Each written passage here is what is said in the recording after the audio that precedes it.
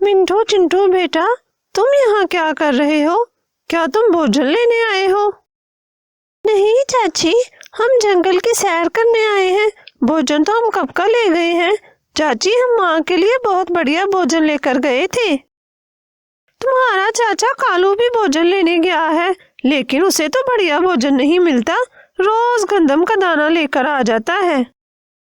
चाची, आप कालू चाचा को हमारे साथ भेज दिया करो, हम उन्हें अच्छे अच्छे भोजन वाली जगह दिखा देंगे। ठीक है चिंटू मिंटू, मैं कल ही तुम्हारे साथ भेज दूंगी। फिर गौरी वहां से चली जाती है।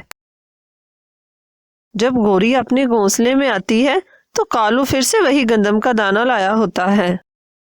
कालू, क्या तुम्हें गंदम के दाने के सिवा कोई और चीज नहीं मिलती? मैं हर रोज दाना खा खा कर तंग पड़ गई हूँ। आजकल माल्टे का मौसम है, वो खट्टा मीठा होता है और कई सारे फल भी हैं। गौरी, गंदम का खेत पास ही तो है, इसलिए मैं ले आता हूँ। बाकी सब चीजें यहाँ से नहीं मिलती, वो बहुत दूर हैं। कालू, आज मैं मिंटू चिंटू से मिली थी, वो तो अपनी माँ के लिए बढ़िया बढ़िया भोजन लाते हैं। कालू, कल तुम भी उनके साथ जाना। वो कह रहे थे कि कालू चाचा को हमारे साथ भेजना, हम उनको बढ़िया बढ़िया भोजन वाली जगह पर ले जाएंगे। गौरी, चिंटू मिंटू मुझसे बड़े नहीं, मैं सारे जंगल को जानता हूँ। यहाँ आसपास कोई फल नहीं, फिर भी मैं सुबह उनके साथ चला जाऊंगा। फिर कालू अगले दिन मिंटू चिंटू के साथ फल लेने चला जाता है।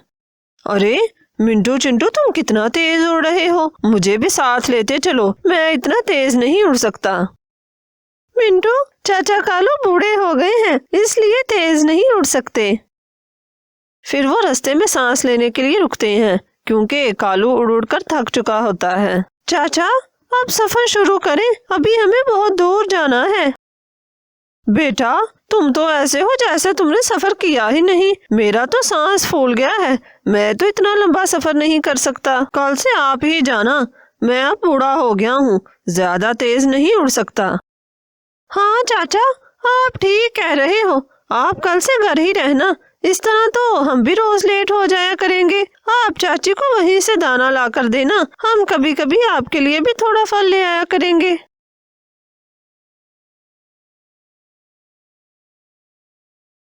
कालू वापसी पर बड़ी मुश्किल से अपने घोंसले तक आता है और सिर्फ एक ही माल्टा तोड़कर लाता है।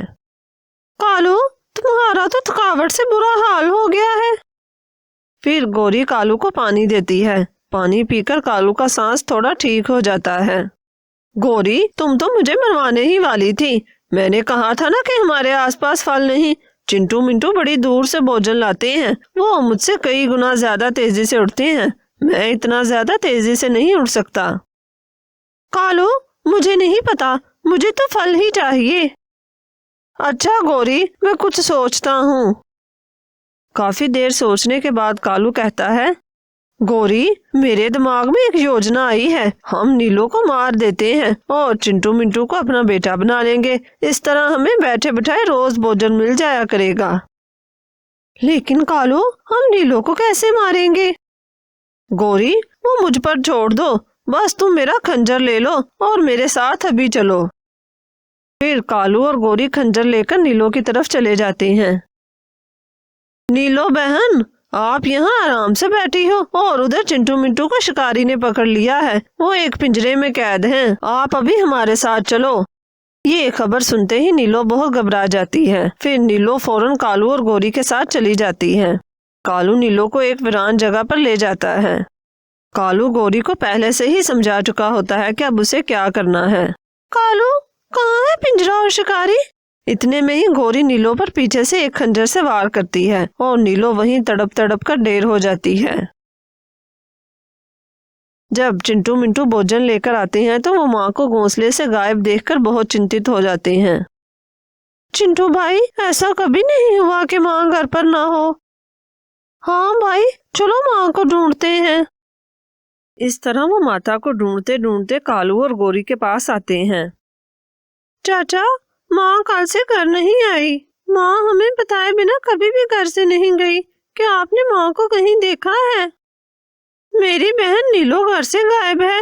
हे ऊपर वाले, नीलो की हिफाजत करना। मेरे जिगर के टुकड़ों, आप चिंता न करो, हम नीलो को ढूंढते हैं।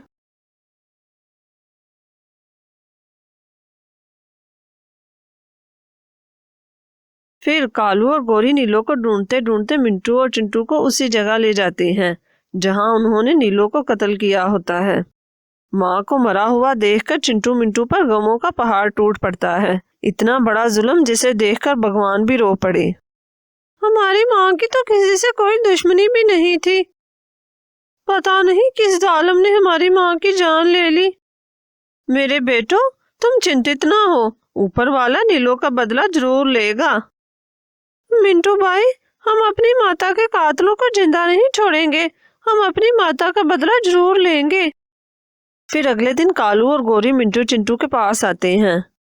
बेटा, अब तुम कब तक अपनी माँ के जाने का सदमा मनाओगे? तुम हमारे साथ चलो, आज से तुम्हारे माता पिता हम हैं, हम ही आपकी माता के कातलों से बदला भी लेंगे। नहीं चाची, हम अपनी माँ का घर छोड़कर कहीं नहीं जाएंगे।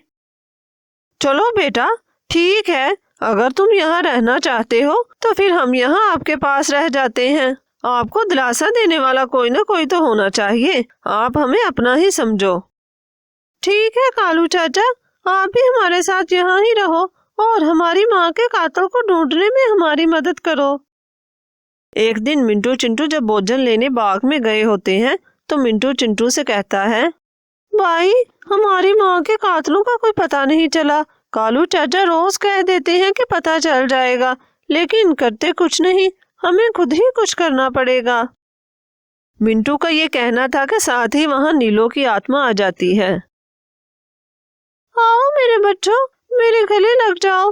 मेरे जिगर के टुकड़ों को मुझसे जुदा करने वाले वही हैं जिनको आप रोज भोजन खिलाते हो।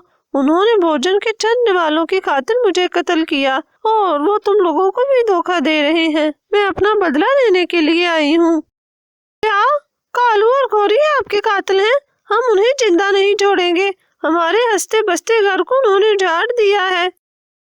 माँ, क्या आप हमें छोड़कर चली जाओगी? नहीं बेटा, मैं ऊपर वाले की कृपा से तुम दोनों के पास ही रहूंगी, लेकिन मैं तुम्हारे हाथ उनके गंदे खून से नहीं रंगने दूंगी। बस तुम ये फल उनको जाकर खिला दो, मैं भी वहां आ जाऊंगी। फिर मिंटू चिंटू वो फल लेकर चले जाते हैं। कालू और गौरी फल देखकर बहुत खुश होते हैं। बेटा, आज तो फल से बहुत खुशबू आ रही है। फिर गौरी और कालू जल्दी से फल खा लेते हैं। हमारी माता के कातिल मिल गए हैं, अब वो अपने अंजाम को पहुंच जाएंगे। कौन है वो कातिल? इतने में नीलो की आत्मा भी वहां आ जाती है। कालू और गौरी, मैं बताऊं वो कातिल कौन है? जहर कालू और गौरी के शरीर में फैल चुका होता है और वो जमीन पर तड़प रहे होते हैं। कालू, नीलो की आत्मा, नीलो, हम मर रहे हैं, हमें माफ कर दो। कालू और गौरी, तुम इतनी जल्दी नहीं मरोगे। ये वो जहर है जो तुम्हारी जान फौरन नहीं लेगा, बल्कि तुम्हें कई दिन तक कभी मारेगा और कभी जिंदा करेगा। ये ऊपर वाले का तुम पर अजाब है। ऊपर वाले ने तुम्हारे लिए ये दुनिया ही नर्क बना दी है।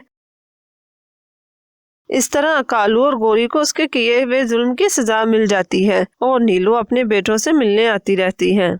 इस कहानी से हमें ये सीख मिलती है कि हमें दुनियावी माल की खातिर किसी